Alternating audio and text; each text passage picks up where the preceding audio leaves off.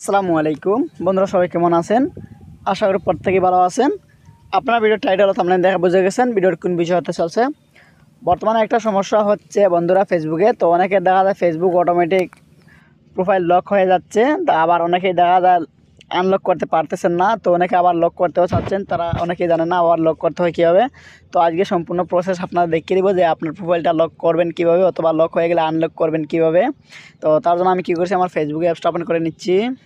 প্রথমে দেখিয়ে দিব যারা আপনার প্রোফাইলটা লক করতে চাচ্ছেন তারা কীভাবে লক করবেন। তো আমি কি করছি, যাদের প্রোফাইলে এরকম ইন্টারফেস চলে আসবে, মানে যাদের প্রফেশনাল মোডটা অন করা আছে তারা অবশ্যই প্রফেশনাল মোডটা অফ করতে হবে। প্রফেশনাল মোড অফ না করলে আপনি আপনার প্রোফাইলটাকে লক করতে পারবেন না, ঠিক আছে। আপনার যদি লক করতে হয় তাহলে প্রফেশনাল মোডটা অফ করতে হবে। তো আমি কি করছি, এই দেখেন প্রফেশনাল মোড অন, যার কারণে এরকম ইন্টারফেস চলে আসে। তো আমি কী করলাম, প্রফেশনাল মোডটা অফ করে দিব।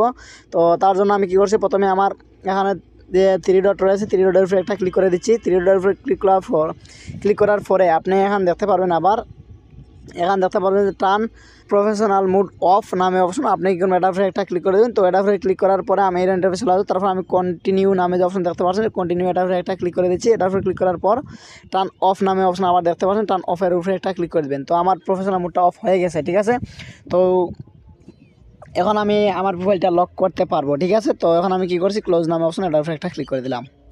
তো এখন আমার টার্ন প্রফেশনাল মোডটা অফ হয়ে গেছে। তো আমি একটু রিফ্রেশ যদি করি, তো দেখতে পাচ্ছেন প্রফেশনাল মোডটা অফ হয়ে গেছে। তো এখন আমি কি করব, আবার আমি প্রোফাইলটা লক করব, ঠিক আছে।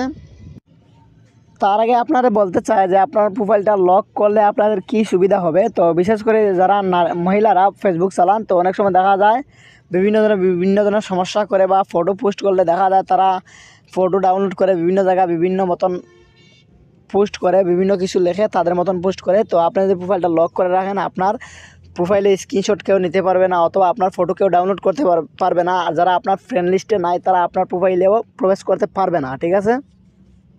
যারা আপনার ফ্রেন্ড লিস্টে নাই তারা আপনার প্রোফাইলে প্রবেশ করতে পারবে না, এবং আপনার ফটো ডাউনলোড করতে পারবে না। এবং আপনি যদি তারা যদি আপনাকে ফ্রেন্ড রিকোয়েস্ট পাঠায়, আপনি রিকোয়েস্টটা অ্যাকসেপ্ট না করেন, তবুও তারা আপনার প্রোফাইলে ঢুকতে পারবে না, ঠিক আছে।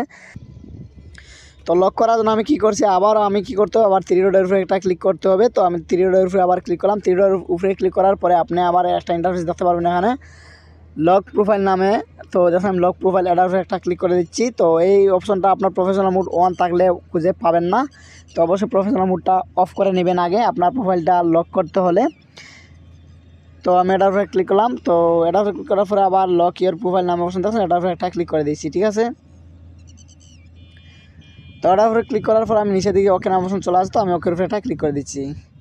তো হয়ে গেছে আমার প্রোফাইলটা লক। তো এখন আমার যারা আমার ফ্রেন্ড লিস্টে নাই তারা আমার প্রোফাইলে কোনো প্রবেশ করতে পারবে না। তারা চাইলে আমার প্রোফাইল প্রবেশ করতে পারবে না, বা আমার প্রোফাইলে স্ক্রিনশটও মারতে পারবে না। তো তারা যদি চায় আপনার প্রোফাইলে স্ক্রিনশট মারতে বা আপনার প্রোফাইলে ঢুকতে, তারা প্রোফাইলে ঢুকতেও পারবে না বা স্ক্রিনশটও মারতে পারবে না, ঠিক আছে।